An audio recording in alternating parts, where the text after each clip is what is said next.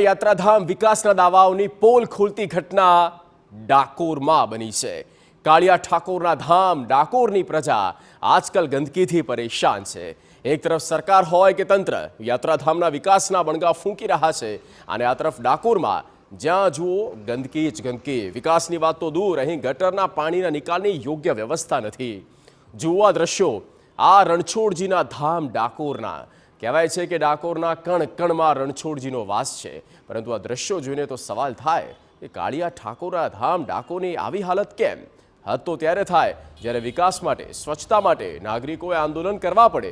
ન માત્ર હિન્દુ પરંતુ મુસ્લિમ બિરાદરો પણ આંદોલનમાં જોડાયા અને રોડ, પાણી, ગટરની યોગ્ય વ્યવસ્થાની માંગ કરવામાં આવી।